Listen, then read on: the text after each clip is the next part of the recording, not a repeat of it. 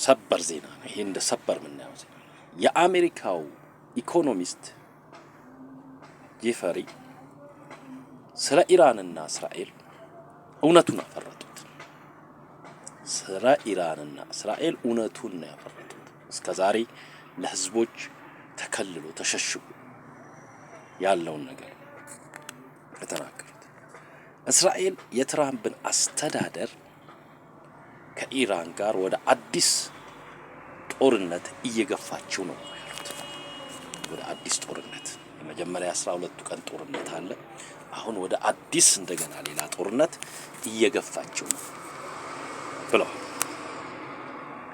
እስራኤል በአሜሪካን ጥገኛ ናት። በአሜሪካን ድጋፍ የቆመች ሀገር ናት። እስራኤል የአሜሪካን ድጋፍ ለአንድ ቀን እንኳን ያለ አሜሪካን ድጋፍ ለአንድ ቀን እንኳን አድንም ነው ያሉት። ለአንድ ቀን እንኳን አድንም። ይህ ሲሉ ምን ማለታቸው ነው? የአሜሪካ የገንዘብ ድጋፍ፣ የወታደር ድጋፍ እና ዲፕሎማሲያዊ ድጋፍ ማለታቸው። ይህ አሜሪካን ለእስራኤል ያላት ቁርጠኝነት፣ ወዳጅነት፣ ድጋፍ በወታደሩ በኢኮኖሚው እና በፖለቲካው ያላት ድጋፍ በአካባቢ ባሉ ሀገራት በሙስሊም ሀገራት ላይ አሜሪካንን በጥርጣሬ እንዲያዩት እንዳያምኗት አድርጓታል።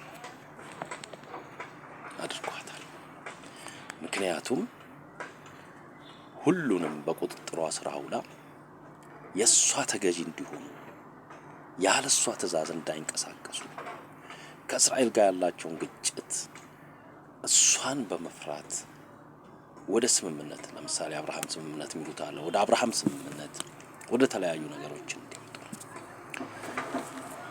ፎር ኤግዛምፕል የአውሮፓ ሀገራትን ማየት እንችላለን። የአውሮፓ ሀገራት ያለ አሜሪካ አሸንጉሊት ናቸው።